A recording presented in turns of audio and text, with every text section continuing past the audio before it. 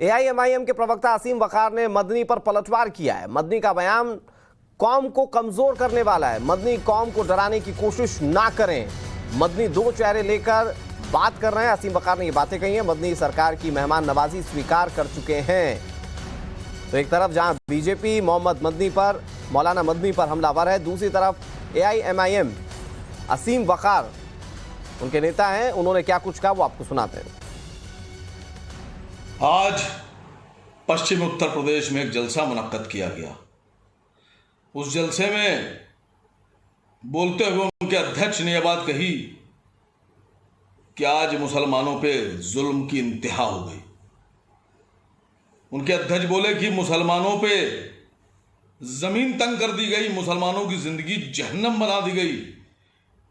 उन्होंने कहा मुसलमान डरा हुआ है। यह कैसे कह दिया आपने? कमजोर करने वाला बयान आप दे रहे हैं।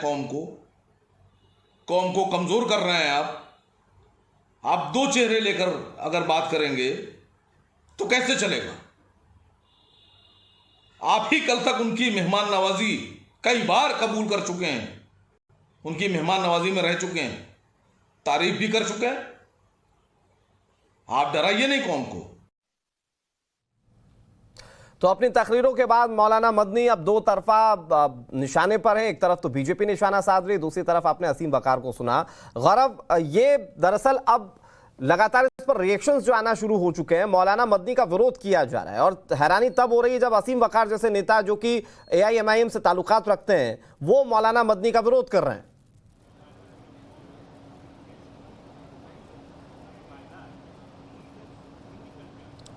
देखिए, इस बात में तो कोई दो राय नहीं है कि मुसलमानों के तमाम संगठन मुस्लिम धर्म के ठेकेदार होने की बात करते हैं और जब तमाम ठेकेदार आपस में आमने सामने खड़े होते हैं तो कौन सबसे बड़ा रहनुमा है इसकी भी प्रतियोगिता बनी रहती है। और वैसी एआईएमआईएम की जो पार्टी है वो मुसलमानों के हितों का सबसे बड़ा रहनुमा होने की बात करती है। और ऐसे में जब महमूद मदनी इतना बड़ा कार्यक्रम बुलाते हैं और जहां पर 3000 से ज़्यादा लोग देश भर से आए हुए हैं और ये लोग जब जाकर अपने से जुड़े हुए तकरीबन 1 करोड़ लोगों को ये मैसेज देंगे तो ये देखिए एक डोमिनेंस की भी लड़ाई है। और यही वजह है कि एक दूसरे की आलोचना करते हैं और आलोचना के केंद्र में रहते हैं। हालांकि कई बार ये आरोप लगे हैं कि जमीयत उलेमाए हिंद जो है वो कहीं ना कहीं सरकार की करीबी रही और इस तरह के आरोप जो हैं वो ज़्यादातर एआईएमआईएम या अन्य मुस्लिम संगठनों द्वारा लगते रहे हैं। लेकिन अब सवाल यही है कि कौन सही है, कौन गलत है, कौन सही प्रतिनिधित्व कर रहा है। मुझे लगता है कि बेहतर ये होगा कि एक आम मुसलमान ये खुद तय करने में सक्षम बने कि उसके लिए क्या सही है और क्या गलत है और कानून और संविधान क्या कहता है, न कि कोई नेता खड़े होकर तय करे कि उनके आगे आने वाले भविष्य का एक्शन प्लान क्या होगा या जीने का तरीका क्या होगा।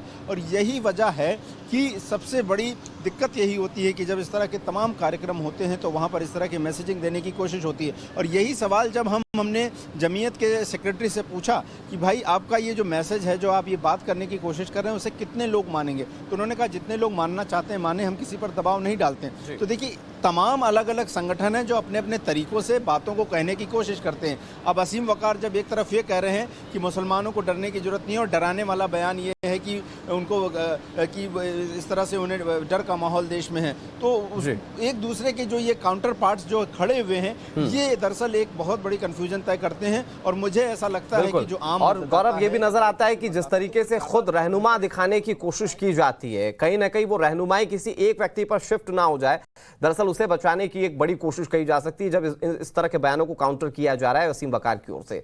इस मौके पर